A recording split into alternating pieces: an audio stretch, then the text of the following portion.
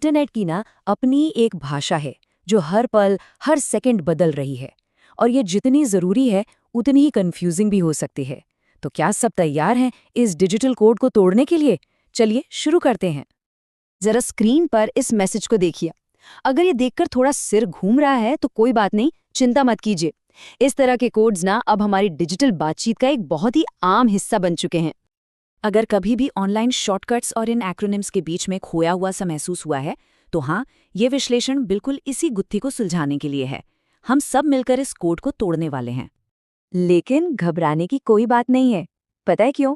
क्योंकि इस भाषा को समझने का एक बहुत ही सिस्टमैटिक, एक बहुत ही व्यवस्थित तरीका है। इसे अलग अलग कैटेगरी में बांटकर समझना बहुत आसान हो जाता है। और देखिए, सबसे ज़रूरी बात यह है कि ये बस कुछ भी रैंडम शब्दों की लिस्ट नहीं है। इंटरनेट स्लैंग का अपना एक सिस्टम होता है। इसका बस एक ही मकसद है, तेज़ी से अपनी बात कहना। और सच कहूँ तो यही इसे समझने की चाबी है।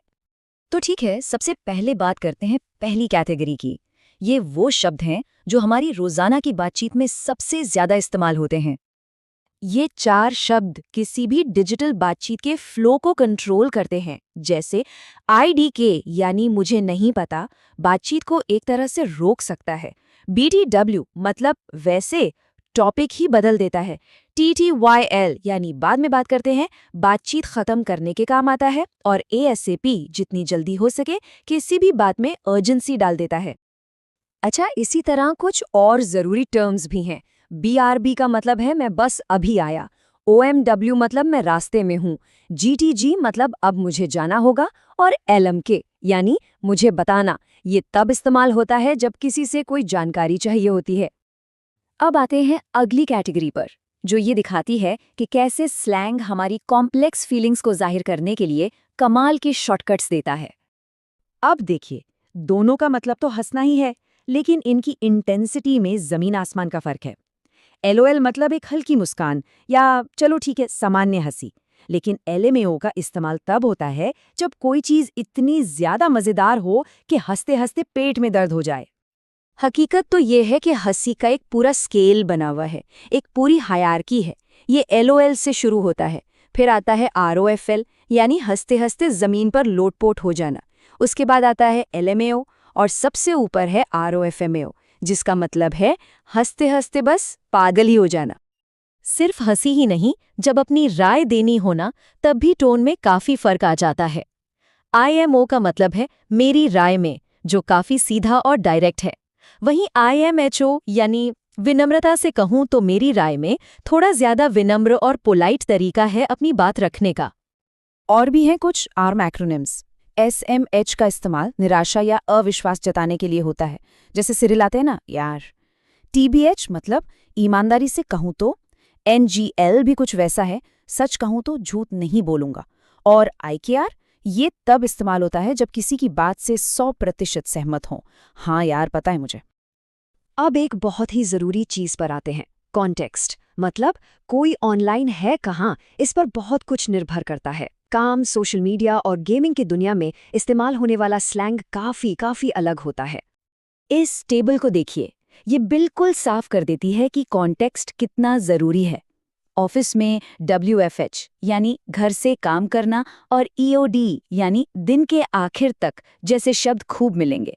वहीं गेमिंग की दुनिया में GG यानी अच्छा खेले बहुत आम है।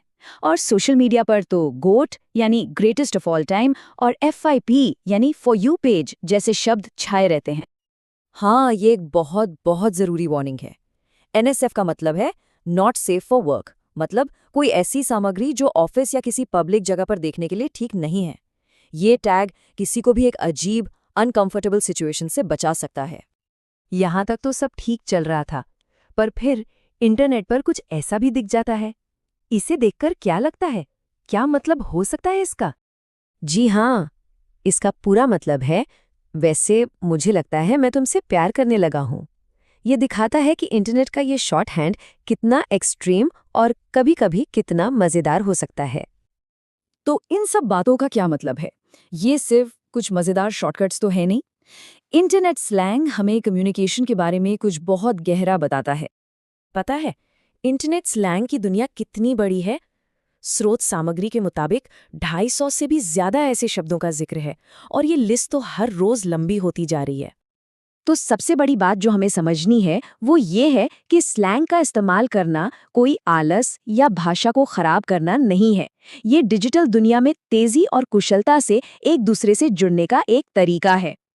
इसको ऐसे भी सोच सकते हैं कि स्लैंग कोई पत्थर की लकीर नहीं, बल्कि एक बहती हुई नदी है। ये वो भाषा है जो टेक्नोलॉजी की स्पीड से खुद को बदल रही है और ये आज के कम्युनिकेशन का एक बहुत ही अहम हिस्सा है। और ये हमें एक बड़े ही दिलचस्प सवाल पर लाकर छोड़ देता है। अगर आज हमारी डिजिटल भाषा ऐसी दिखती है, तो जरा सोचिए 10 साल बाद हमारा डिजिटल संवाद कैसा होगा? इस पर जरूर सोचिएगा।